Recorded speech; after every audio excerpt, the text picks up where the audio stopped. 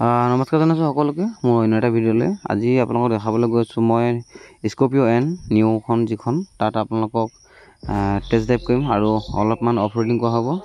আৰু ড্ৰাইভিং কৰোঁতে আমাৰ হাতৰ এংগলটো কেনেকুৱা হ'ব লাগে, কিমানটো ডিগ্ৰী থাকিব লাগে, বা আমি দুয়োখন হাত কেনেকৈ ষ্টেঙত ধৰিলে মানে ভালকৈ কণ্ট্ৰল কৰিব পাৰোঁ, তাৰ ওপৰত চুটিকৈ ভিডিঅ' বনাইছোঁ। গতিকে ভিডিঅ'টো আপোনালোকে প্ৰথমৰ পৰা শেষলৈকে চাব, অলপমান জানিবলগীয়া কথাও জানিব আৰু লগতে অলপমান এনজয় টাইপ কৰাৰ আগতে হ'ব ভিডিঅ'টো চাই পিনি। তো আহকচোন ভিডিঅ'টো আমি মাজলৈ সোমাই যাওঁ।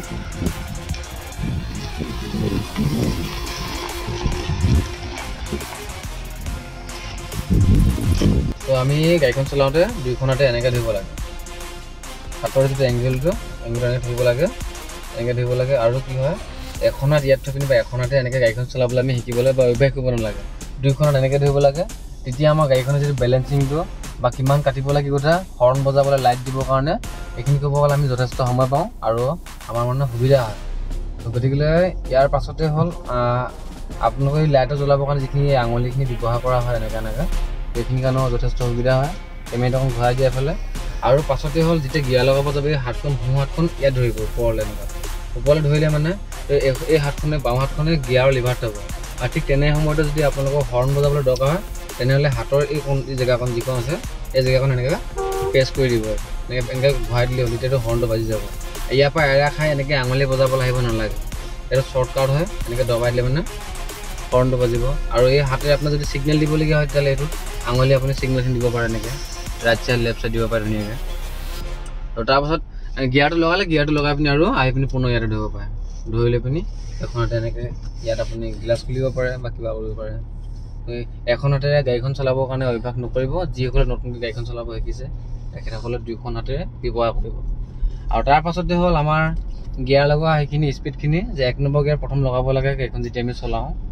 তাৰ পাছতে 1 নম্বৰ গাড়ীখন হিলোৱাৰ পাছত 2 নম্বৰ গিয়াৰ লগাই আমি 20 মান নিব লাগে স্পীড মেক্সিমাম। তাৰ পাছত 20 পাছত 3 নম্বৰ গিয়াৰ লগাই এইটো 20, 30, 35লৈকে নি পিনি তাৰপৰা 4 নম্বৰ গিয়াৰ লগাই 4 নম্বৰ 50লৈকে পাৰ হ'ব লাগে। ঠিক তেনেকৈ আমি যদি স্পীডটোৰ ওপৰত ভৰসা কৰি পিনি গাড়ীখনৰ গিয়াৰসমূহ লগাওঁ তেনেহ'লে গিয়াৰৰ আপোনাৰ বক্সটো ক্লাছ প্লেটডাল বিশেষকৈ লাষ্টিং কৰিব।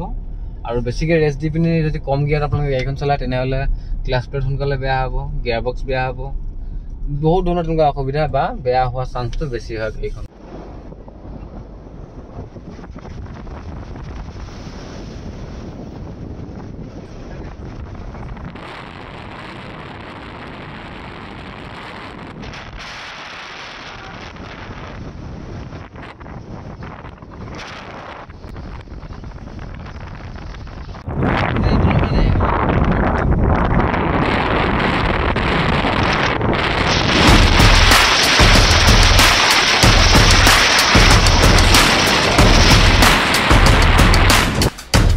এইখিনিতে আজি চাওঁচোন আহক আগৰ যিখন পুৰণা মডেল স্কৰ্পিঅ' আছিলে আৰু বৰ্তমান যিখন নতুনকৈ আহিছে স্কৰ্পিঅ' এন, ইয়াৰ মাজৰ ডিফাৰেঞ্চখিনি, আগৰ স্কৰ্পিঅ'খনৰ চকাটো বহুত শ্লিম আছিলে আৰু এতিয়াখনৰ ইমান শ্লিম নামাৰে। তাকে আজি প্ৰেক্টিকেলি চাওঁগৈ দুটাত নহয় আপুনি বলকচোন।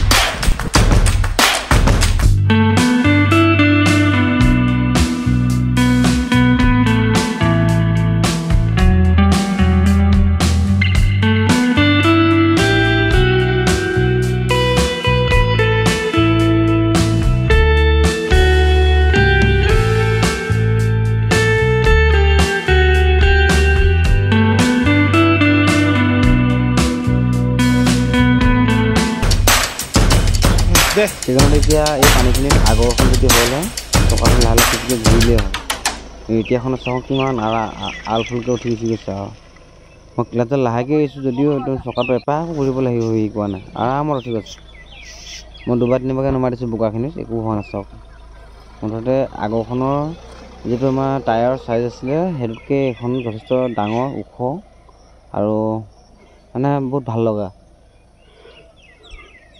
ব্ৰেকৰ পাৱাৰ বেছি আছে, যথেষ্ট ভাল লাগিলে কিছু টেষ্ট ড্ৰাইভ কৰি।